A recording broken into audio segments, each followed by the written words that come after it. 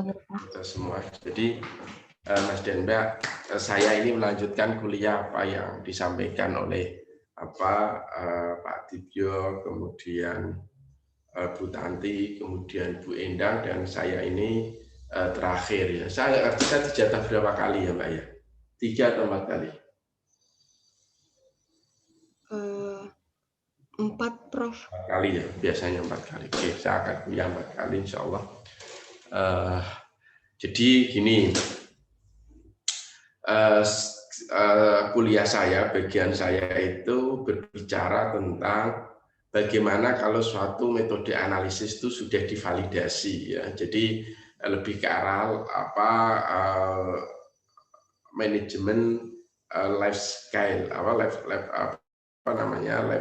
cycle dari suatu metode analisis atau waktu hidup ya, siklus hidup metode. Jadi ketika metode itu Anda sudah divalidasi, itu kan tidak selamanya itu akan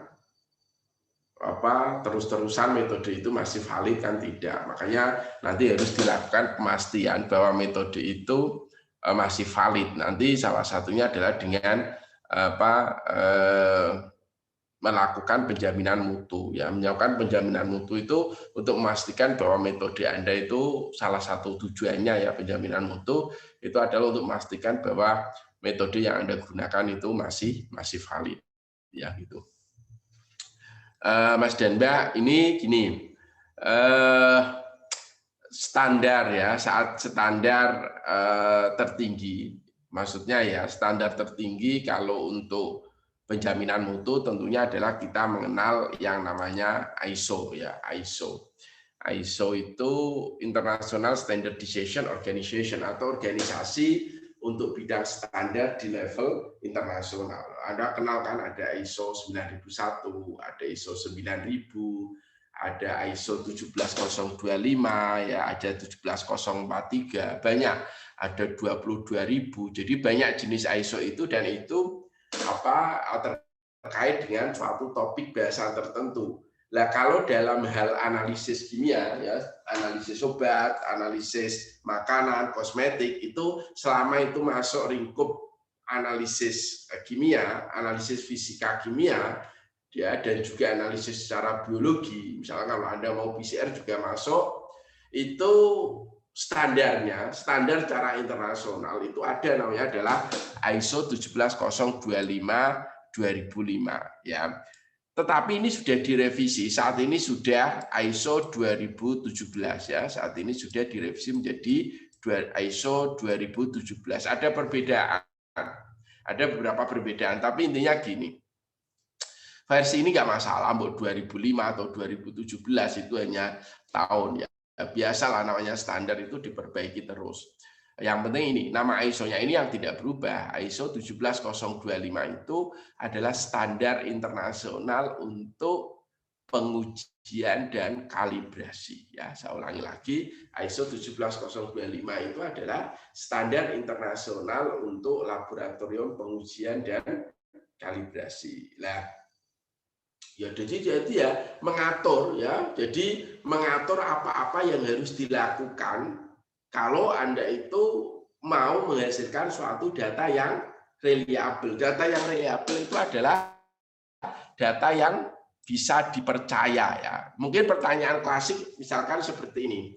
Anda tesis ya, Anda menentukan misalkan kadar air. Kadar air dalam ekstrak atau dalam sampel makanan apapun, kemudian Anda menyatakan kadar air ini 5%, Pak. Tentu saya akan bertanya, Anda yakin Pol hasilnya itu adalah 5% gitu. Dengan kata lain, saya menyatakan apakah data kadar 5%, kadar air yang 5% itu bersifat reliable. Reliable itu layak untuk dipercaya gitu. Maka nanti Anda kalau saya tesis, Anda saya uji gitu kan Anda akan agak kerepotan menjawabnya. Ya untuk setelah ini ya enggak, karena sudah dikasih tahu oleh ISO 17025. Nanti jawaban Anda harus ini semua ya, jawaban Anda harus ini semua. Ya, dan dari sini nanti akan nampak bahwa validasi itu hanya salah satu unsur dari untuk menghasilkan data yang reliable. Ya, seperti itu. Jadi validasi itu hanya salah satu unsur untuk menghasilkan suatu data yang reliabel. Jadi kalau nanti Anda ditanya, "Oh, Anda yakin bahwa kadarnya itu memang betul-betul 10% atau 5%?" Anda kalau jawab tidak yakin kan naif, karena itu pekerjaan Anda. Ya, masa Anda kerja, apapun data itu, data kadar air, data aktivitas, atau data penelitian sosial, yang penting adalah terkait dengan data.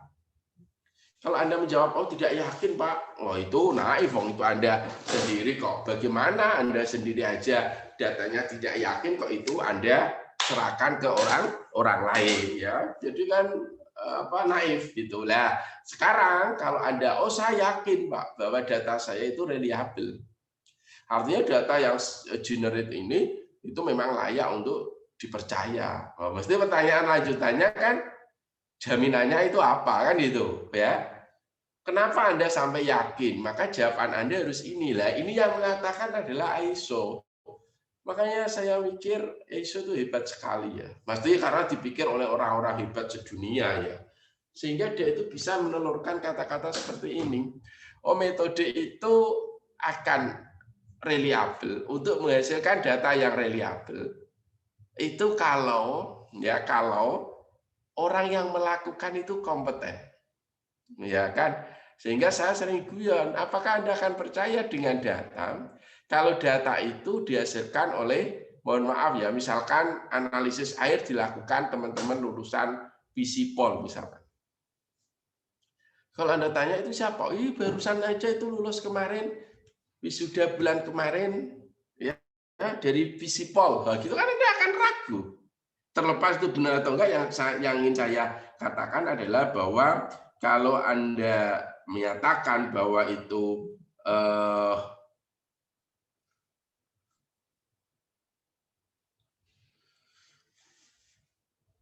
reliabel, pasti itu akan dilakukan oleh orang yang kompeten. Ya, itu jadi pertama itu. Ini yang mengatakan bukan saya, tapi mengatakan adalah ISO ya, itu. Hebat kamu saya ini apa namanya ya, karena kumpulan orang-orang hebat untuk menelurkan hal-hal seperti ini. Dan nanti insya Allah kuliah saya nanti banyak referensinya itu dari ICH ya, dari USB, dari Euracam, dari ISO. Jadi memang organisasi-organisasi internasional yang kredibel ya. Nanti saya akan bahas, saya nanti akan banyak membahas tentang itu. Ya, jadi analis yang melakukan itu kompeten. Lah buktinya apa? Kalau iya, satu lagi lab kita itu beberapa laboratorium di farmasi ini, ruang lingkupnya itu ada yang sudah mendapat sertifikat akreditasi ISO 17025 ya gitu. Jadi yang pertama apa tadi, yang melakukannya orangnya itu kompeten. Lah bukti kompetensi itu apa? Nah itu sering ditanya. Bukti kompetensi, dulu saya pernah jadi manajer teknik ISO 17025 itu sejak tahun 2011 sampai 2017 atau 2018, itu lama sekali. Ya mesti sama asesor nanti ditanya, Pak Anda menyatakan bahwa yang melakukan ini kompeten, buktinya apa? Sampai ditanya seperti itu.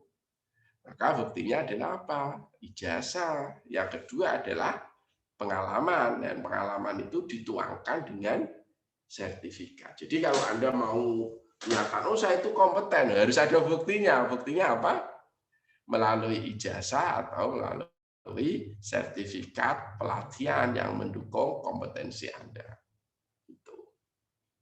Nah kalau data itu dihasilkan oleh mbak-mbak yang ini mau lulus master ya kompeten ya. Jangan kan master S1 pun kalau untuk melakukan kadar air itu mesti ya kompeten karena sudah diajari lama. Ya, itu yang pertama.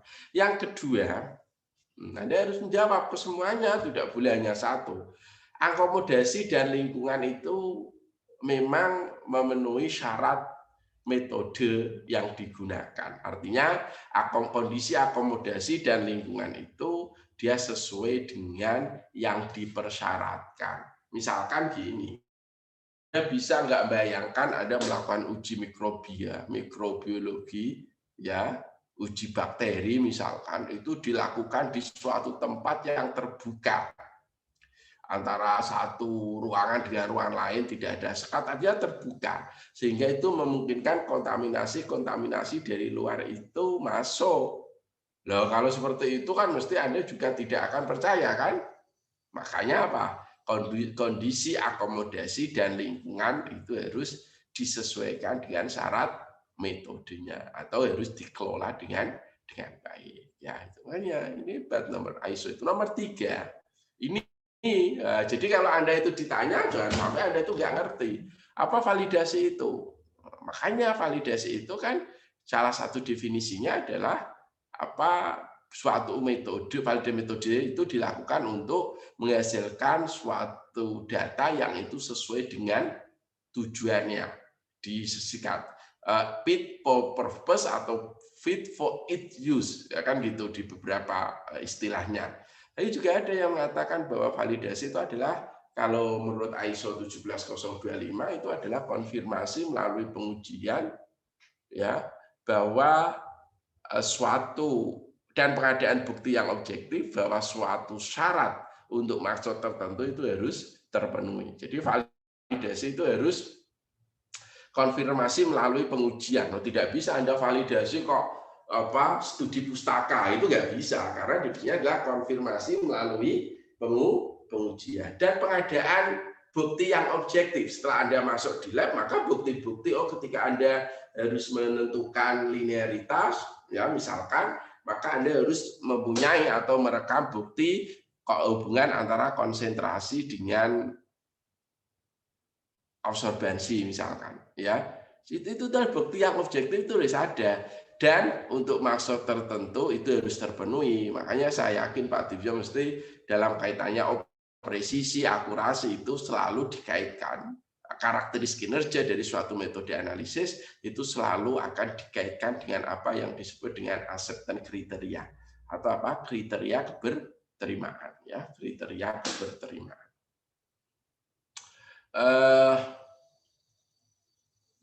Karena apa ya tadi bahwa suatu karakteristik kerja untuk maksud tertentu itu harus memenuhi persyaratan tertentu. Misalnya tadi presisi itu untuk kedekatan antar hasil analisis itu dievaluasi dengan nilai RSD (Relative Standard Deviation). Lah, nilai RSD berapa yang diterima? Tergantung maksudnya.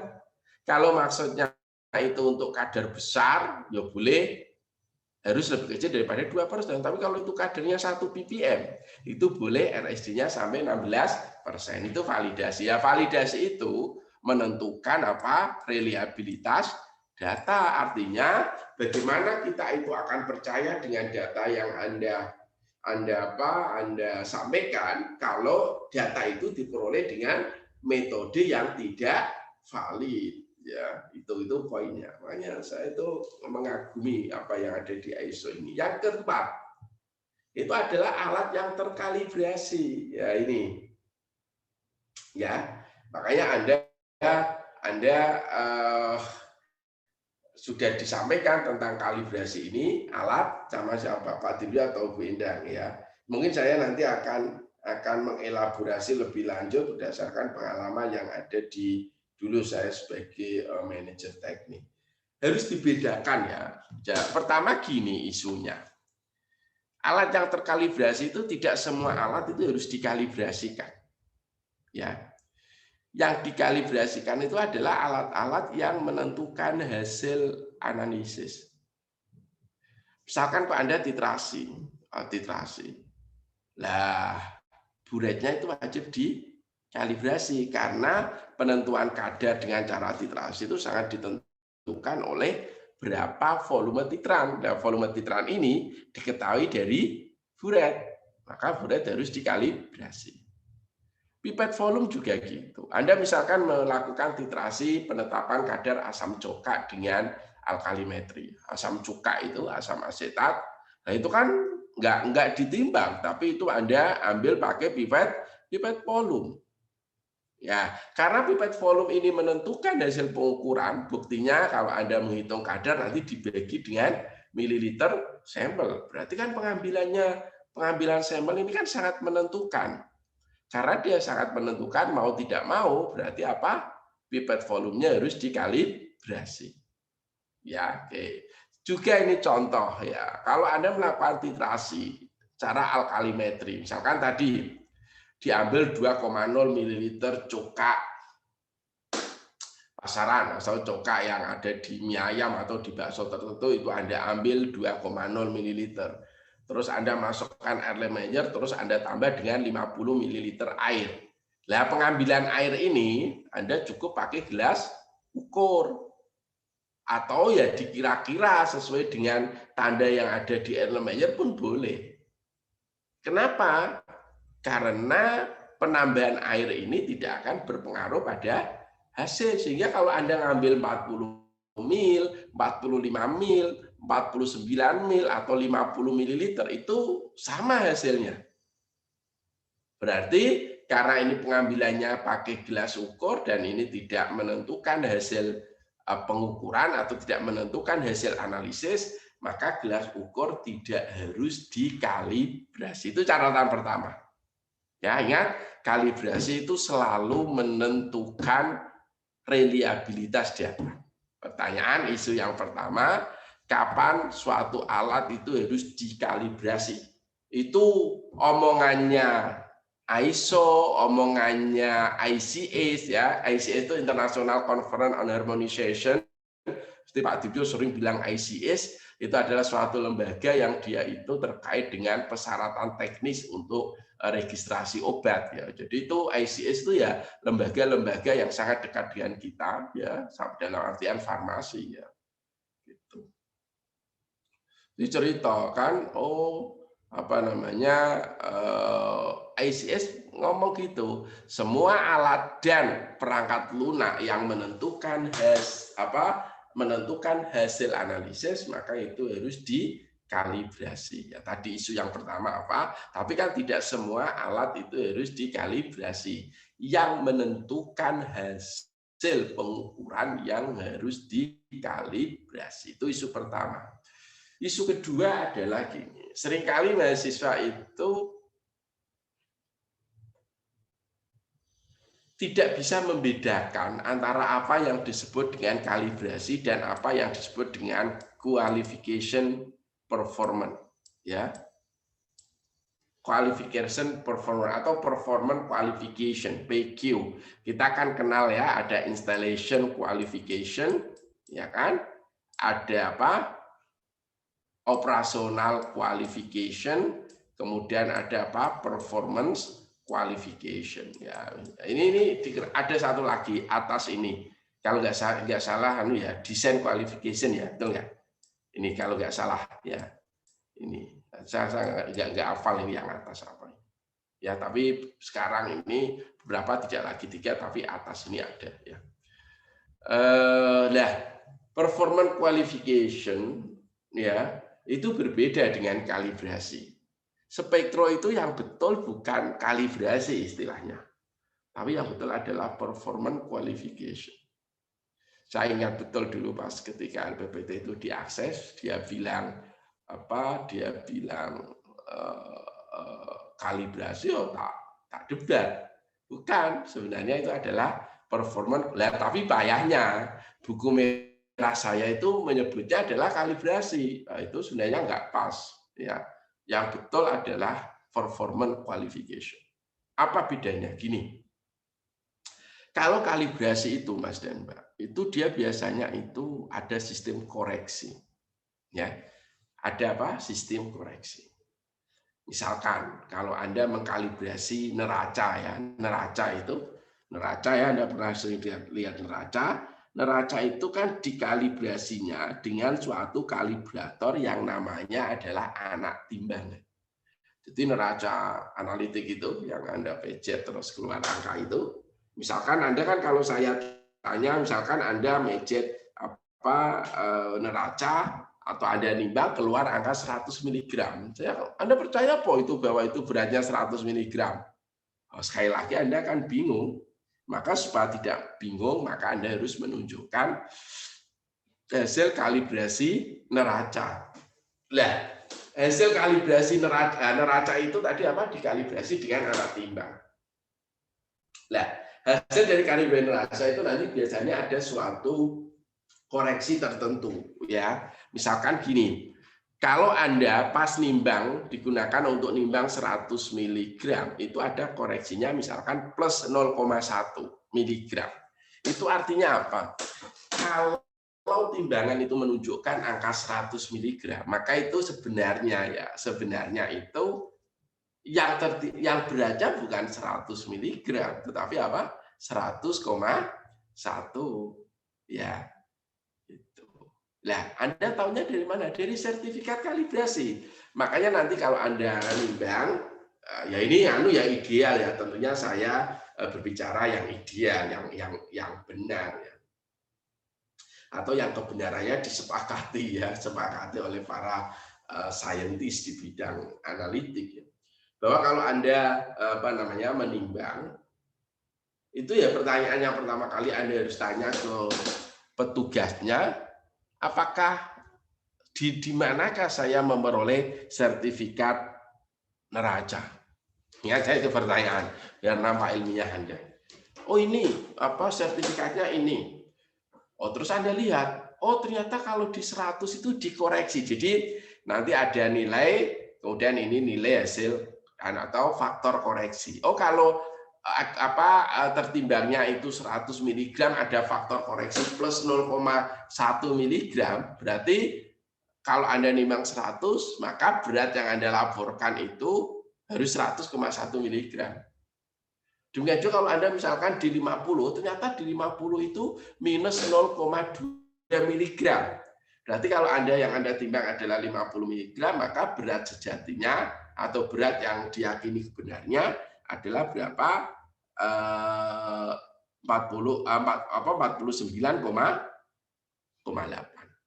Ya, itu namanya adalah faktor koreksi. Jadi isu yang kedua itu adalah Anda harus membedakan antara kalibrasi dengan performance qualification ya. Jadi kalau kalibrasi itu ada faktor koreksinya. Berbeda nanti kalau qualification itu tidak ada.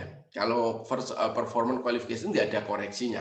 Karena kualifikasi itu ya antara ya dengan tidak, bisa dipakai atau tidak. Itu namanya kualifikasi. Ya. Misalnya kalau Anda misalkan buret, buret itu ada koreksinya. Ya. Tapi kalau spektro kan tidak. Misalkan kalau spektro itu Anda yang unsur yang terpenting adalah nilai absorbansi. Absorbansi. Anda nggak bisa mengoreksi absorbansi itu. Karena apa? Ketika ada dua buah senyawa atau dua buah zat kimia dengan berat yang sama, Anda larutkan dalam pelarut yang sama, kemudian panjang gelombang yang Anda gunakan sama, itu absorbansinya akan berbeda, ya kan? Karena senyawa kimianya berbeda. Makanya nggak bisa Anda koreksi. Mau dikoreksi pakai absorbansi apa?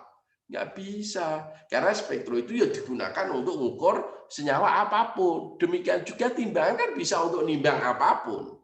Bukan hanya untuk nimbang bahan makanan saja. Tapi kan Anda sampelnya tanah ya bisa, tepung ya bisa, obat ya bisa, kosmetik ya bisa. Sebenarnya kan bisa ditimbang. Tapi kan catatannya, apapun sampel Anda, bentuknya seperti apa, selama itu beratnya itu sama-sama 1 gram, maka ketika Anda timbang, yang akan muncul adalah 1 gram.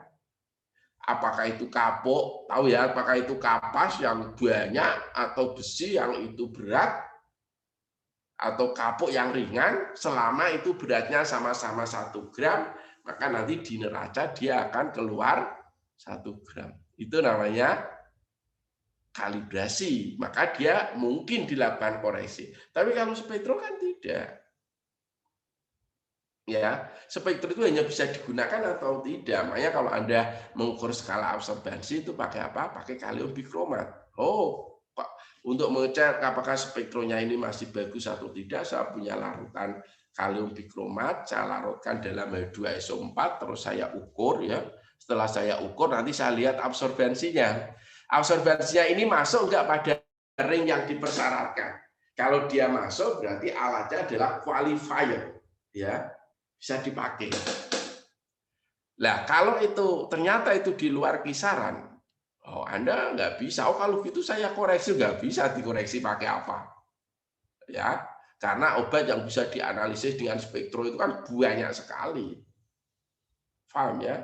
Maka yang ada itu adalah dilakukan kualifikasi. Lah kualifikasi itu antara ya dengan tidak, bisa dipakai atau tidak. Misalnya kalau Anda itu dilamar orang, itu kan nggak bisa.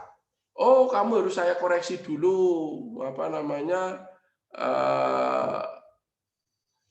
harus lulus master. Oh, ribet ya kan? Harus punya mahar sekian. Oh, itu kan ribet sekali. Itu makanya nggak bisa, ya. Itu namanya adalah kualifikasi.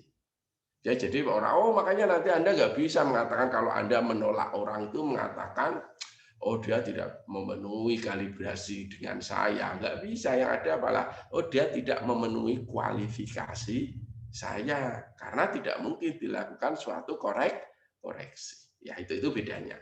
Jadi jangan salah persepsi, misperception. Tapi ya seperti ini ya tidak banyak yang peduli ya. Dikira semuanya kalibrasi. Ketika itu mengecek apakah alatnya itu sesuai atau tidak, itu namanya kalibrasi. Enggak, kalibrasi itu sekiranya kalau itu ada unsur koreksi. Kalau tidak namanya apa? Performance qualification. Jadi kalau Anda punya alat itu kan ada installation qualification, dia harus diinstal, pemenuhan syarat di instalasinya. Yang kedua adalah operasional qualification, alat itu harus bisa jalan. Tapi itu kan nggak cukup, bisa jalan kalau nggak menghasilkan data yang sesuai, karena kinerja alatnya itu nggak sesuai, maka harus ditambah dengan performance qualification. Dan ini memang betul-betul yang menekuni. Kalau BPK itu ya bisa ngetes alat, tapi dia biasanya hanya sampai operasional qualification. Coba ya begitu sama teknisinya dicek, oh ya oke. Dia nggak akan bertanya. Kalaupun dia tanya, oh bagaimana kinerjanya? Oh ini bagus. Oh orang dia kan nggak akan tahu kriteria bagaimana yang bagus ya. Jadi itu isunya dua itu ya. Yang pertama kalibrasi itu tidak semua alat itu harus dikalibrasi. Jadi yang dikalibrasi adalah yang menentukan hasil pengukuran. Yang isu kedua, Anda harus mampu membedakan antara apa? Kalibrasi dengan performance qualification. Ya, itulah. Ini sudah. Ya, tadi sudah saya jelaskan kapan suatu alat dikalibrasi ketika dia itu menentukan hasil pengukuran. Ya. Oke, kemudian Mas dan Mbak ini tertelusur ke standar internasional. Nah, tertelusur ke standar internasional itu gini maksudnya. Kalau Anda itu melakukan validasi metode analisis, seringkali kan Anda menggunakan bahan standar RS ya. Anda tahu RS ya, reference standard, atau CRM, certified reference material ya, certified reference material. Lah, itu kan dia mempunyai kemurnian tertentu. Ya, Mas, nah kemurniannya berapa itu harus tertelusur ya, tertelusur. Nah, itu harus dituliskan.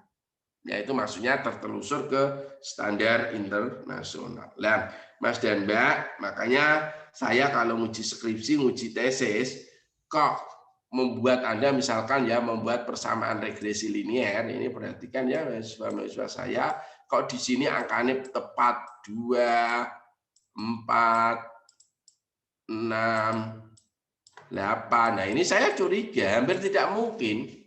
Ya, hampir tidak mungkin Anda itu iso tepat gitu. Artinya kalau angka ini tepat 2,00, 4,00 itu kan berasal dari larutan baku induk stock solutionnya itu mesti ya misalkan 100 mg per mililiter ya.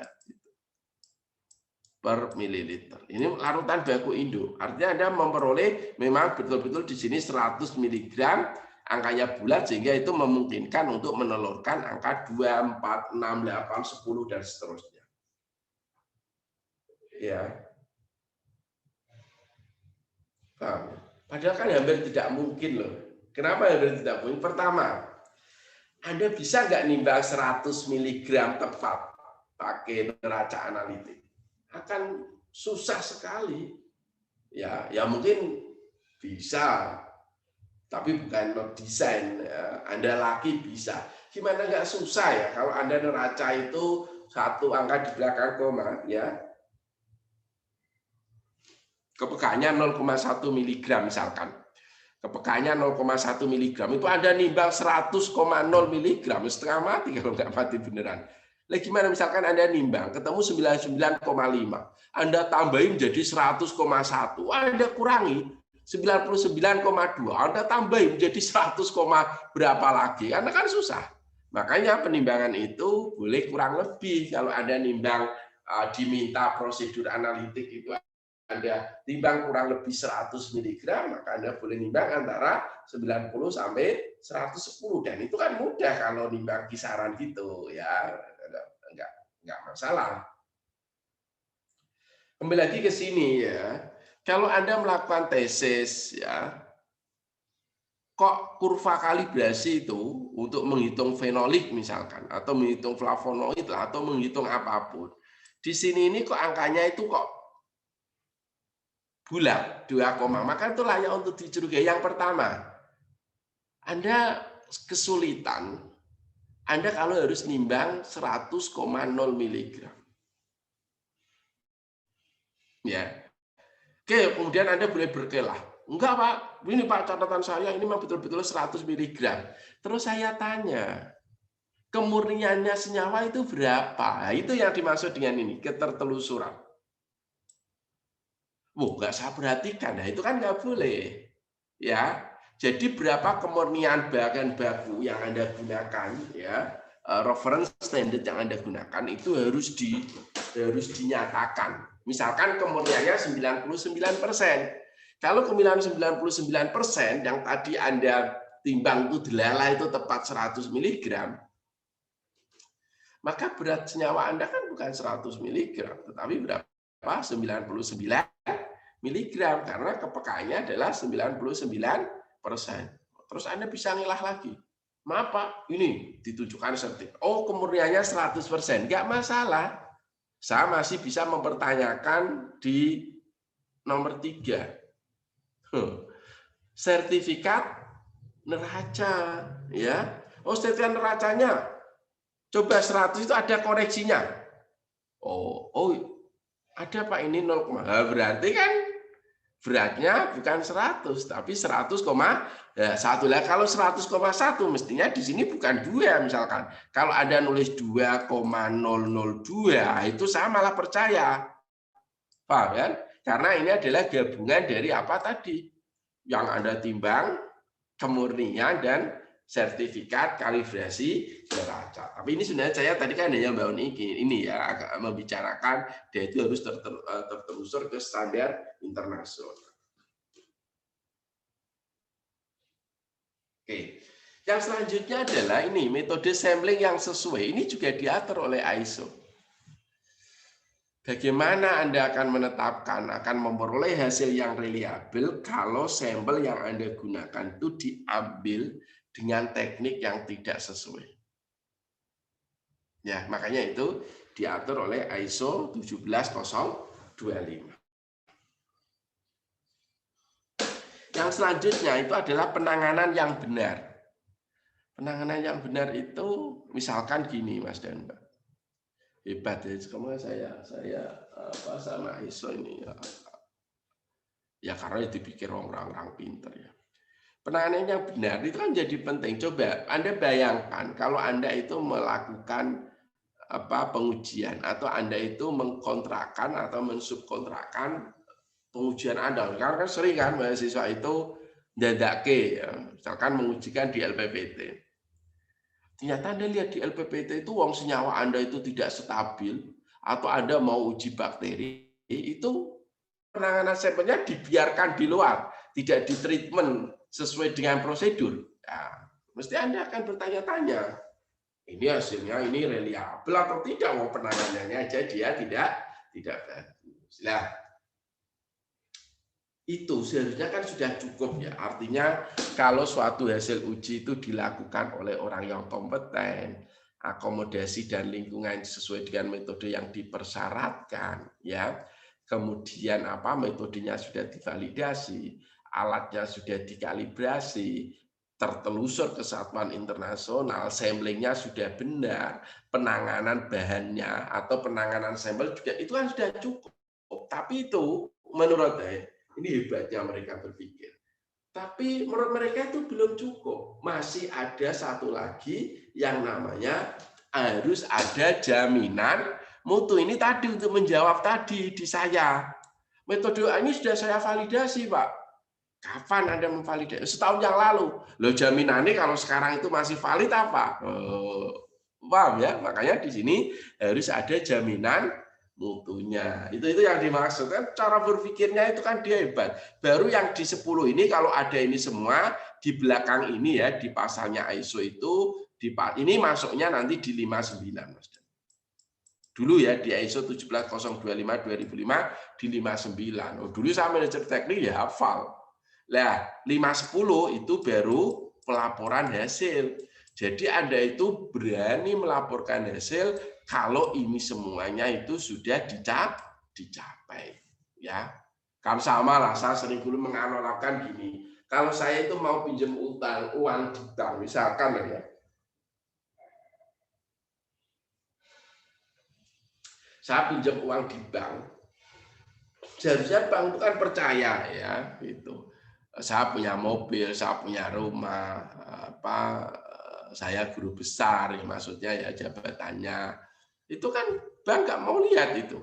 Tetap aja dia masih punya atau minta yang namanya jaminan mutu. Jaminanmu apa? Bukan jaminan mutu. Kalau bank, jaminanmu apa? Oh, SK guru besar, oh masuk. Jaminanmu apa? Sertifikat anak, oh bisa gitu. Jaminanmu apa? Istri juga bisa. Sehingga nanti menganalogikan ini, nanti juga yang namanya jaminan mutu itu juga berbagai macam gitu ya. Kalau Anda kan masih muda ya nggak tahu gitu-gitu. Kalau dosen seperti saya dulu dosen muda mau beli rumah gitu ya pinjam. Kalau di dunia dosen itu ada terkenal itu Kosut Gama, Koperasi Serba Usaha Dosen Gajah Mada itu. Dulu saya mau beli rumah ya gitu. Nah, itu dia minta tanggungannya apa Pak? SK. Kalau SK itu bisa digunakan sebagai tanggungan. Artinya tanggungan itu kan bisa bermacam-macam.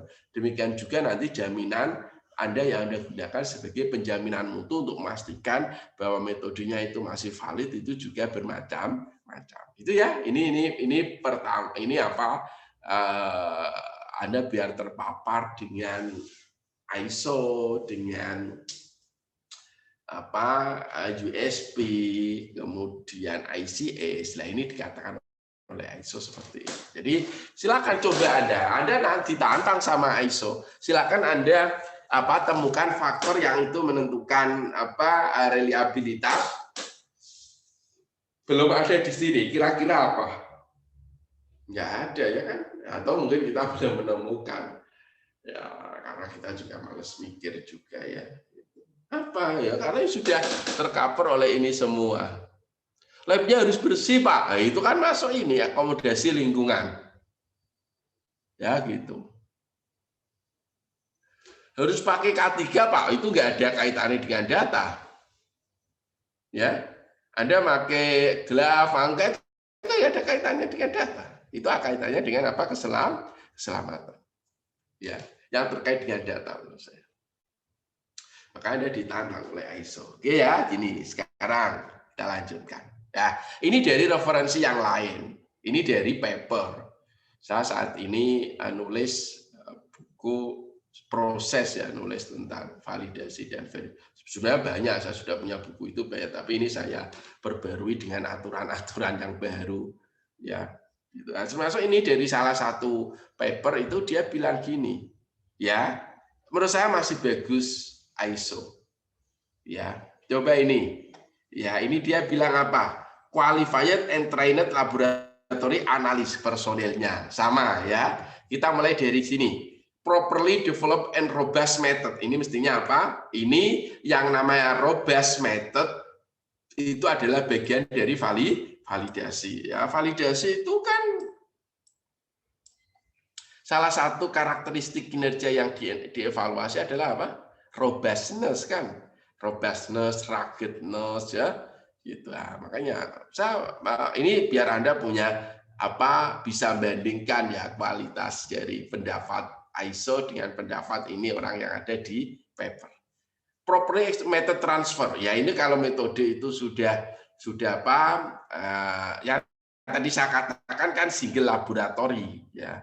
Artinya itu dilakukan di laboratorium tunggal. Tapi ada sangat boleh jadi kalau Anda nanti kerja di POM ya, POM itu seringkali POM daerah itu dia akan memperoleh metodenya itu berasal dari POM pusat. Dalam hal ini itu biasanya yang membuat adalah PPOMN. Nah, PPOMN punya metode untuk itu nanti dikerjakan oleh di POM-POM daerah. Lah, itu kan transfer namanya. Itu tadi yang bukan yang saya maksudkan, bahwa yang saya maksudkan tadi itu adalah untuk single laboratory ya. Gitu. Ini certified reference standard. Ini tadi ketertelusuran pengukuran, ya, qualified and calibrated laboratory. Ada kan tadi lab itu alatnya harus terkalibrasi ya instrumennya. Accurate recording and reporting data. Nah, ini nanti maksudnya kalau itu Anda sudah selesai datanya itu reliable, baru Anda berani ya kan ini kan masih ada yang miss apa lingkungan, ya kan, sampling, penanganan barang yang diuji nggak ada ini, dan tentunya adalah adanya jaminan mutu ya, sehingga nanti Anda kalau saya tanya jawabnya Anda yang pakai ISO saja. Ini saya hanya untuk membandingkan ya, untuk membandingkan. Kalau ini saya ambil dari salah satu paper, bagus juga papernya, tapi ini kan pendapat orang ya, ini pendapat orang dari hasil bacaan itu ya.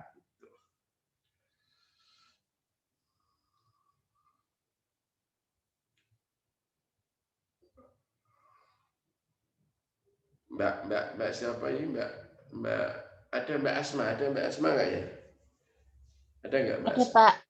Nanti Mbak Asma ini saya nanti dibuatan ini ke Word ya, biar nanti untuk ini di Word ya. Pasti di Word gitu loh. Nah, kamu tak kasih apa? Tak kasih filenya ya. Tolonglah biar untuk kuliah, untuk buku tadi ya. Kemudian yang satu dibuat semacam ini, Mbak. Dibuat semacam ini, tapi ini isinya yang mempengaruhi validasi tadi ini. Ini loh. Berarti kan ada 7 lingkaran kan? Oh, berarti 1, 2, 3, ada 8 kan? Paham atau enggak? Ini berapa ini? Ini 7 kan? Nanti tambah lagi 1. Paham ya? Buat lingkaran gini lah biar cantik gitu. Apa ekspresif. Karena saya kalau ini kan mudah ya, cuma kan take time karena itu harus pakai Word. Saya itu biasanya kalau membuat bagian itu saya lebih suka pakai apa CamOffice. Seperti ini kan tadi pagi saya pakai CamOffice ya, tapi ini kan nggak bisa diwarna-warni seperti tadi. Padahal saya pengen yang ini ada seperti inilah biar bagus. Ini lebih menarik orang gitu. Orang itu kan cenderung suka warna-warni untuk ini ya, untuk seperti ini. Ya, jadi nanti saya buatin 2 ini. Kemudian saya lanjutkan kuliah saya. Ya, jadi ini kuliah ini memang penuh dengan standar. Lah, Mas dan Mbak, tadi tahap terakhir itu kan penjaminan mutu. Ya. Penjaminan mutu itu, tadi saya katakan banyak. Nanti ada namanya penjaminan mutu internal dan penjaminan mutu eksternal. Ya, itu sama kalau di akreditasi kan juga ada penjaminan mutu internal. Kalau di UGM itu dilakukan oleh KJM UGM. Ada penjaminan mutu eksternal itu yang melakukan adalah Lampeteges ya. Yang melakukan itu adalah ban gitu seperti itu ya. Ini juga sama ya Mas Denda ya. Jaminan mutu nanti ada penjaminan mutu internal dan ada penjaminan mutu eksternal. Ini ada gambaran bagus. Berbagai tahapan, the different level of quality assurance measurement for analytical chemistry and food laboratories. Ini saya ambil dari suatu paper yang publish di Trend in Analytical Chemistry. Itu paper yang bagus sekali dalam bidang atau jurnal yang bagus sekali dalam bidang analytical chemistry. Dia bilang ini adalah tahapan-tahapan dari tadi nggak direkam ya Mbak ya? Direkam nggak Mbak? Direkam Prof. Oke, sip. Ya, direkam untuk catatan kita. Untuk Anda maksudnya. Gitu. Tapi kan nggak diupload di YouTube ya? Enggak, Prof, di drive kuliah. Nah, kalau nanti itu biar nanti sama diedit sama Mbak Asri. Kalau Anda mau, kalau enggak ya. Ya, nah karena kan hal-hal yang seperti tadi saya minta tolong ke Mbak Asma itu kan enggak untuk konsumsi publik ya. Hanya sedikit ya, tapi itu kan tetap harus diedit gitu. Ya, gitu. Kalau nanti biar jangan bukan apa nggak masalah juga sebenarnya, tapi kasihan orang yang mendengarkan itu kan hal yang sangat pribadi, itu kan mereka rugi kalau mendengarkan itu gitu. Tapi kalau mendengarkan yang tadi yang faktor-faktor yang mempunyai reliabilitas itu kan, itu siapapun boleh orang dia nggak merugikan, tidak terugikan dengan aktivitas mendengarkannya. Oke, sekarang kita masuk ke berbagai different level. Ini saya ambil dari paper di Trend in Analytical Chemistry ya, singkat dengan track gitu biasanya. Nah, dia bilang gitu Mbak, ada berbagai jenis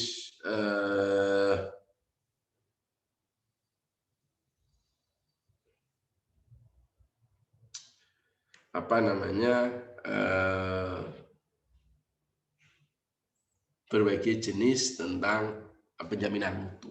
Nah ini apa? Kalau menurut paper ini validasi itu adalah termasuk jenis penjaminan mutu yang paling dasar. Atau Anda bolehlah menganggap validasi itu bukan sebagai penjaminan mutu, tapi ini kalau dalam paper ini itu adalah sebagai tahap penjaminan mutu. Jadi gini ceritanya, Anda menggambar gini.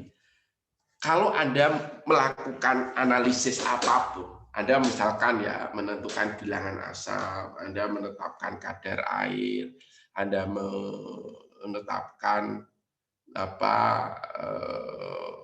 kandungan aflatoksin misalkan, itu kan sebenarnya Anda sedang menerapkan suatu sistem analitik, ya kan? Anda sebenarnya sedang menerapkan metode analitik. Lah, metode analitik itu ya atau sistem analitik itu pasti di situ ada spesifikasinya in terms of method protokol. Protokol mesti ada protokolnya kan. Kalau Anda melakukan sistem analitik untuk mengukur tertentu itu mesti ada protokol metodenya, ada jenis matriknya, ada kisaran konsentrasinya. Ya, ini Anda gunakan untuk mengukur sesuatu. Misalkan kadar aflatoksin, bilangan asam, bilangan yodium, kadar air. Itu kan hasil dari aktivitas Anda melakukan pengukuran tadi. Itu adalah apa yang disebut dengan analytical result. Kan gitu. Jadi kalau Anda mengukur apapun lah, Anda mengukur IR, mengukur pakai HPLC, mengukur analit apapun dengan instrumen apapun, itu hasilnya namanya adalah analytical result, hasil-hasil analisis. Makanya di sini disebut analytical result, karena nanti result itu bisa berupa kualitatif atau bisa kuantitatif. Yang kualitatif misalkan Anda mau apakah ada lemak babi di situ, nah, itu kualitatif. Tapi juga bisa kuantitatif. Oh, kadar lemak babi sekian. Lah, informasi, metode Anda, analytical result, ini akan terjamin ya secara ilmiah tentunya ya, terjamin itu kalau Anda menggunakan metode yang telah Kan itu ceritanya. Ini kalau Anda perhatikan, ini kan diagram vena, Mas Dar. Betul ya, diagram vena namanya. Ya. Diagram vena ya, yang apa namanya, himpunan, bukan diagram vena. Ini adalah suatu himpunan. Bahwa validasi itu adalah bagian dari internal quality control. Internal quality control itu adalah bagian dari proficiency testing, dan kesemuanya ini adalah bagian dari akreditasi. Ini kan suatu himpunan, ya. Dia mengilustrasikan. Artinya apa? Anda kan tidak mungkin melakukan suatu penjaminan mutu internal kalau metode Anda aja tidak valid. Paham ya? Itu. Kemudian Anda tentunya juga tidak akan. Nah, proficiency testing itu adalah uji banding antar laboratorium. Nanti penjaminan mutu tadi yang paling dasar kan validasi. Lah kalau metode itu sudah tervalidasi, pertanyaan selanjutnya kan sampai kapan metode itu masih valid. Nah, maka mau tidak mau Anda kan harus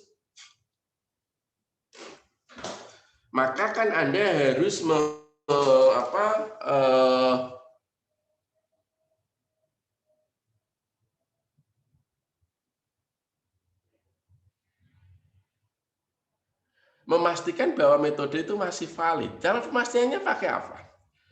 Ya penjaminan mutu internal gitu. Jadi penjaminan mutu internal itu untuk memastikan bahwa metodenya itu masih valid. Ya kan gitu ceritanya. Kalau itu kan internal itu kan masih pendapatnya lingkup internal. Oh kalau gitu ya harus dinilai juga oleh orang luar gitu. Lah orang luar itu menilai biasanya skemanya melalui uji profisiensi. Uji profisiensi itu apa? Uji banding antar laboratorium. Jadi nanti Anda ikut dalam suatu ujian gitu dengan sampel yang sama. Jadi profisiensi testing itu seperti ujian nasional itu. Jadi nanti ada 100 laboratorium. Ya, dikasih sampel yang sama, terus disuruh nguji. Lah kalau kadar Anda itu mampu menemukan kadar yang sesuai dengan kisaran kadar yang sebenarnya, berarti Anda apa? Lulus kan? Gitu. Nah, itu kalau Anda lulus, Anda dites oleh orang luar, itu namanya apa? Penjaminan mutu eksternal. Ya. Nah, penjaminan mutu eksternal itu